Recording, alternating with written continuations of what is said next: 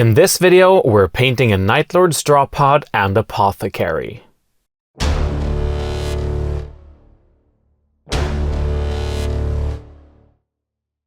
Hi all, and welcome to the cabin. Today we're doing part 7 of our series where we build a Night Lord's army for the Horus Heresy.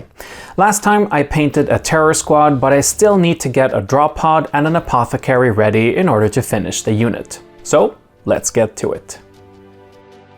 Going back to the army list, it's nice to see more and more green here.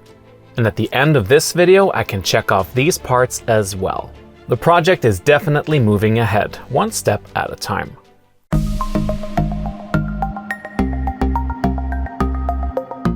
I used the resin Mark 6 Apothecary as a base, but converted him in a similar way to the terror squad that he's attached to, using a skull-faced helmet and a couple of flayed skins from the vampire line of the Galactic Knights by KF Studio.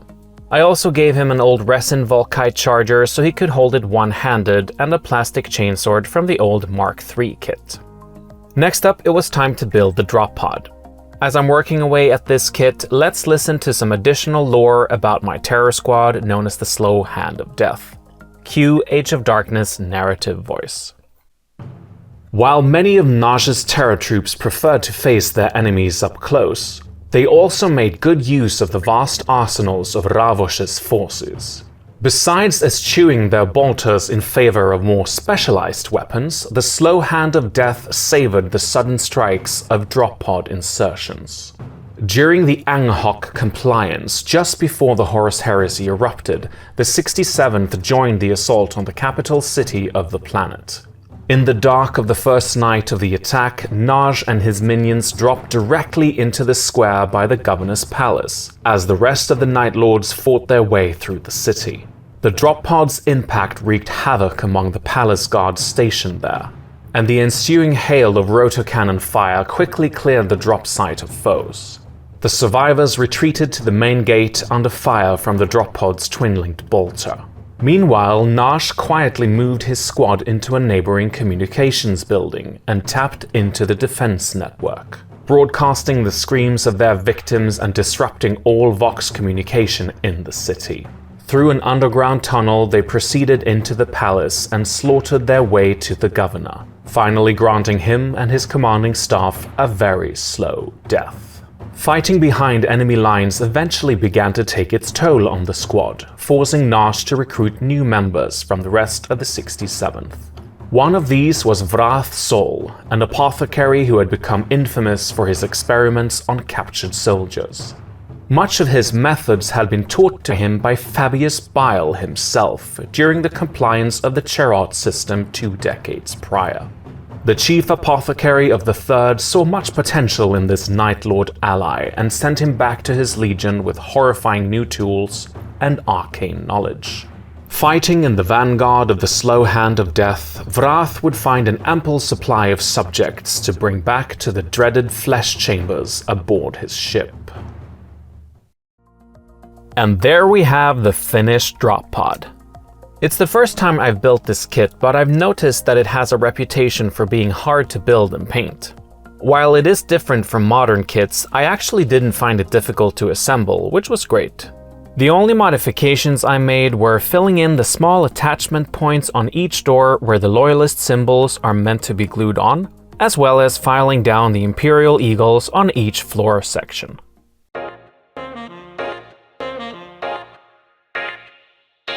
Alright, time to get some paint on these. I used masking tape when applying the blue paint on the drop pod so I wouldn't have to repaint all those silver areas afterwards. If you want to know the exact colors I used, check out the previous videos in this series, especially part 2. Once the blue and silver were done, that's basically 80% of the model finished. The biggest time sink after that was the interior hazard stripes on each of the doors. I added more masking tape for these and then started with a base of Ural Yellow. You can use a normal brush for this, but I like the smooth coat an airbrush can produce. And as you can see, it takes a few coats for the yellow to become fully opaque on top of the silver. Next up, I sponged on some Abaddon black to represent the yellow paint being chipped, revealing the black beneath. I then did even more masking, attaching small strips of 5mm wide tape from Tamiya next to each other at an angle. After that, I removed every other piece of tape to create the empty spaces where the black paint would go. That's 60 pieces of tape attached to the doors for a total of 110 stripes, which definitely took some time, but it's going to be worth it in the end. Painting Abaddon black over the yellow was much easier as it covers far better, so I definitely recommend doing yellow first. Before removing the tape, I sponged on Runefang steel on the black parts to represent the paint chipping away to the metal underneath. Now comes the satisfying part, peeling off the tape and seeing the results. It looks pretty crisp, if I may say so myself. For the larger black splotches on the yellow areas, I also added some silver in the middle to simulate the metal of the door showing through. A final round of sponging along the edges also helped to sell this effect. Lastly, I added some Nuln oil in the holes on the yellow stripes to define them, but also to make them look a bit grimy. When painting the Apothecary, I used the same steps as before, but he also features some unique details. I chose Skavenblight Dinge for the tactical rock under his foot in an attempt to match the colors of my new bases for this army. This was followed by a wash of Nuln oil, and finally a dry brush of Storm Vermin fur.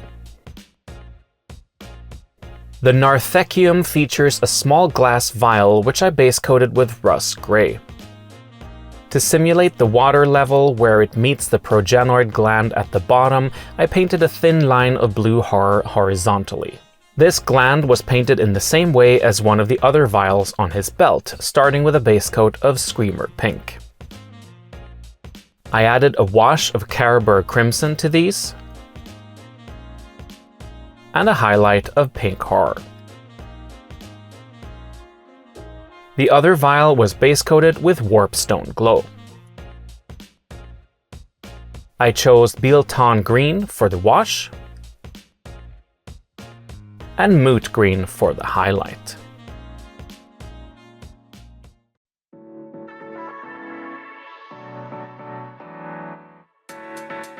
And with that, the Apothecary and Drop Pod for my Terror Squad are finished. I had a lot of fun painting these, and I'm particularly happy with how the hazard stripes came out.